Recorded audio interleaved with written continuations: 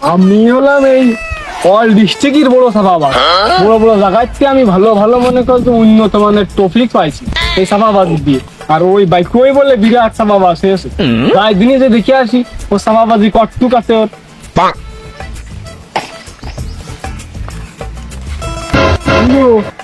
কোন যাচ্ছে রিপন সাফাবাজের বাড়ি কোনে গো?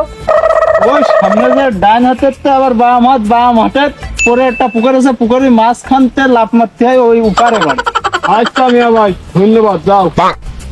পুরন পাগলের ভাত পায় না, নতুন পাগলের আমদানি। এসব পাগল আসে এখন। ওদেরটা দেখাই দিছি, যায় বুঝুক। ও সাফাবাজ রিপন বাড়িতে আছো নাকি? আব্বা বাড়ি নাই গো। আসছে তুমি কি সাফাবাজ রিপনের ছেলে? না, তোমার ছেলে দেখে কি মনে হয়? চেহারা একটু মিল পাও না? আল্লাহ, ছেলে পেলে কি সাফাবাজ আছে? ওর বাপ ওরম বড় সাফাবাজ, তো আরো সাফাবাজ। না ভাইস্তে, তুমি আমার ছেলে বাবা, তুমি তো রিপনের বস ছিলে। আজকে কাজ করছোস নাই?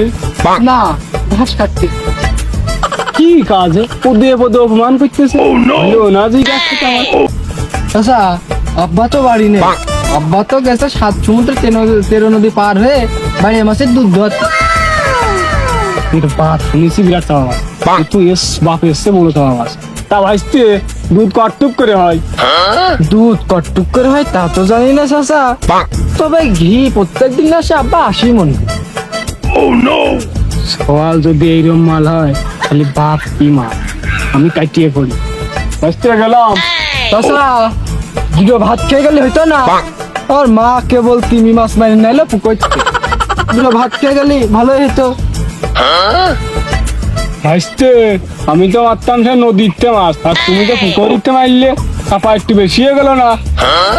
জানো না তো আয়েস কি বাপ? এই গ্রামে আমার বাপের উপরে আমার উপরে চাপা দেওয়ার লোক নেই। বুঝো? ওরা সব খাইলে